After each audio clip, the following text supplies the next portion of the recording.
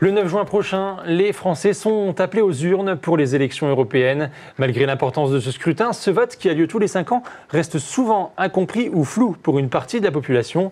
Bonsoir Gaël Bossu, tu es avec nous pour nous expliquer les enjeux de ces élections. Tout d'abord, quelles sont les caractéristiques de ce scrutin ? Oui, bonsoir Nicolas. On va essayer de résumer assez simplement. Côté votant d'abord, comme pour les élections présidentielles ou les élections communales, tous les Français sont appelés à voter. Il faut bien sûr avoir au moins plus de 18 ans et être inscrit sur les listes électorales. Et si ce jour-là, nous ne pouvons pas nous rendre à notre bureau de vote, pas d'inquiétude, le vote par procuration est évidemment possible. Cette élection ne se déroule qu'en un seul jour, le dimanche 9 juin prochain. Alors, pour les votants, on comprend que tout le monde, ou presque, est concerné. Mais de l'autre côté, qui est-ce qu'on élit ? Pour qui on peut voter ? Devant l'urne, cette année, chaque votant aura le choix entre 37 listes. Mais qu'est-ce qu'une liste au juste ? En fait, une liste rassemble 81 personnes qui partagent logiquement les mêmes idées et qui s'inscrivent dans un ordre chronologique, le numéro 1 étant celui que l'on appelle la tête de liste. Ensuite, l'équation elle est plutôt simple. Chaque liste qui obtiendra au moins 5% des suffrages exprimés se verra attribuer un ou plusieurs sièges au Parlement européen.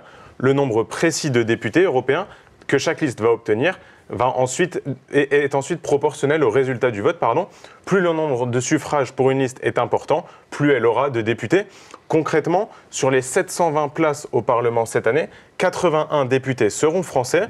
Et donc, une liste qui obtiendrait par exemple 11% des suffrages aurait 11% de ces 81 sièges-là, soit 9 députés européens qui représenteront ces idées.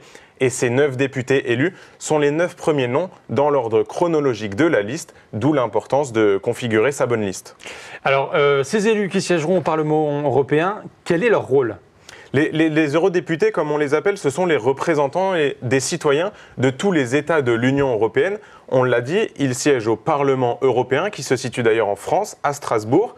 Et ce Parlement, comme toutes les institutions européennes, il a plusieurs rôles, plusieurs pouvoirs. Les députés européens participent avec le Conseil de l'Union européenne, une autre institution, à l'adoption d'une grande partie des lois de l'Union européenne. Chaque député représente alors son pays et son parti politique dans toutes ces discussions législatives.